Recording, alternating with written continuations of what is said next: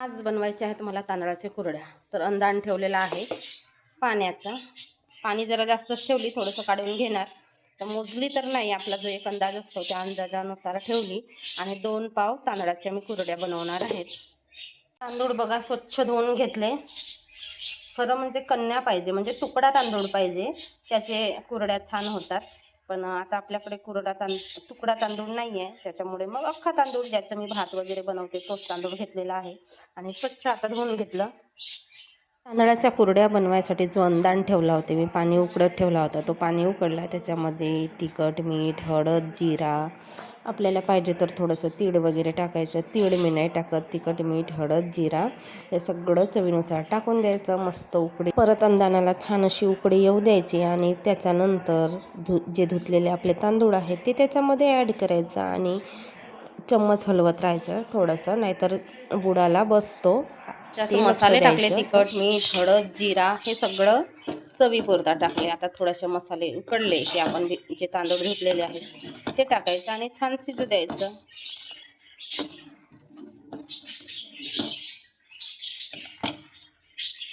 बारीक गॅस केला होता, त्याच्यामुळे उकळी यायला जरा वेळ लागतो.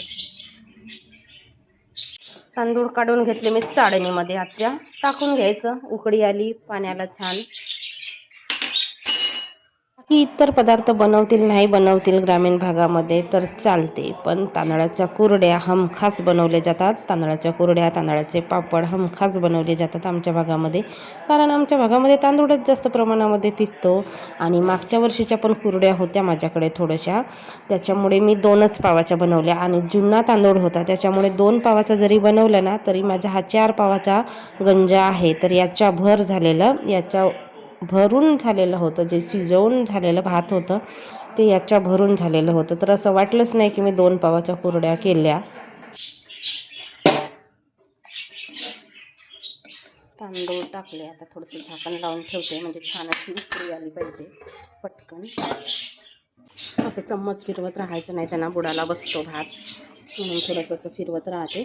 अजून शिजायलाच आहे, बहुतेक पाणी कमी जाणार की काय माहीत नाही. तसं मी गरम करायला ठेवलं. पाण्याचा थोडासा अंदाज कमी दिसला म्हणून गरम पाणी टाकायला. म्हणजे चांगलं शिजलं पाहिजे भात, तेव्हाच आपल्या कुरड्या चांगल्या होतात, नाहीतर मग तुटत असतात. 2 पाव आहेत फक्त, तरीसुद्धा बघा हे जुने तांदूळ आहेत ना, त्याच्यामुळे भरपूर होतात. मी 1.5 कप 2 कप भात मांडते, तरीसुद्धा एवढं होतं ना आम्हाला भात. जुने तांदूळ असलं तर त्याचा भात फारच होत असतो. तर कोणाला खरं वाटेल काही 2 पावाचे आहेत म्हणून, तर हा 2 पाव आहे. आणि हा गंज बघा किती मोठा आहे, असं वाटतंय की 3-4 पावाचा भात आहे.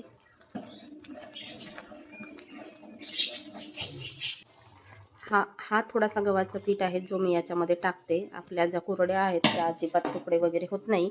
आणि हा जरा अख्खा तांदूळ आहे, त्याच्यामुळे तुकडे वगैरे व्हायची शक्यता आहे, म्हणून मी गव्हाचं पीठ असं भिजवलं. आणि तो टाकून सगळं आता चहूबाजूनी फिरवून घेणार.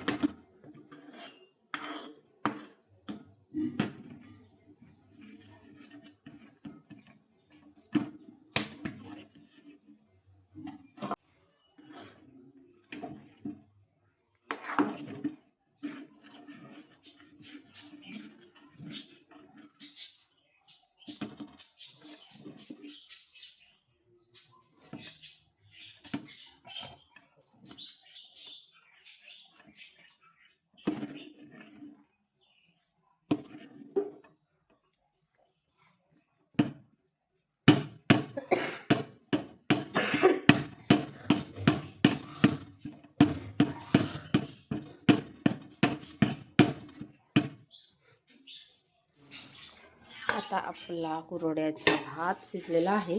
स्लो गॅस केली, एकदम स्लो गॅस केली आणि थोडंसं असं झाकण ठेवून 5 मिनिटासाठी ठेवली.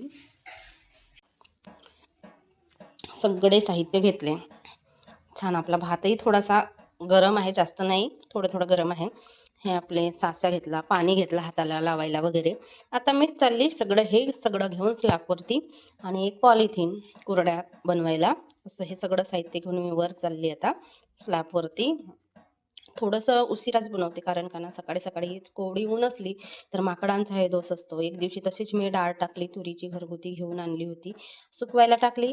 सकाळी पटकन टाकली आणि काय माकडं आले आणि चांगले खाऊन घेतले. तरी अर्धा पाऊण किलो अशी डाळ त्यांनी खाल्ली. म्हटलं आज नको, आज जरा उशिरा केलं तरी चालते, काही हरकत नाही, वाढतात ऊन आहे. कुरड्याचा भात शिजवून घेतला, तोपर्यंत बाकी काही कामं होते माझी. थोडीफार कपडे वगैरे धुवायचे होते, ते धुवून घेतले. आणि तोपर्यंत आपल्या कुरड्याचा जो शिजवलेला घाट आहे तो थंड पण होतो. गरम गरम करायला आपल्या हाताला पण चटका लागतो ना. आपण पण आपली थोडीशी काळजी घ्यायची हे पदार्थ बनवत असताना. आणि ऊन पण भरपूर होती, त्याच्यामुळे ना लवकरच बनवून घेतली मी कुरड्या. आता जास्त वेळ झाली नाही तरीसुद्धा एवढी कडक ऊन आहे, असं वाटते की 10-11 वाजलेले आहेत की काय. पण 10-11 नव्हते वाजले, लवकरच मी बनवून घेतली होती. आणि अशा पद्धतीने सगळ्या कुरड्या बनवून तयार आहेत आपल्या. तरी भरपूर वेळ जातो. जर 2 जण असतील ना, 1 जण हा आपला साचा भरून देणारा असेल तर पटपट होतात कुरड्या आणि इतका वेळ नाही लागत. पण आपणच भरायचा, आपणच कुरड्या पाडायच्या, याच्यामुळे ना भरपूर वेळ जातो. आम्ही याला खारुड्या वगैरे काही म्हणत नाही बघा, आम्ही आमच्या भागामध्ये कुरड्याच म्हटलं जातं सर्रास. पण मी एक शॉर्ट व्हिडिओ टाकला होता, तर एका ताईने म्हटले होते की आमच्या भागामध्ये खारुड्या म्हणतात.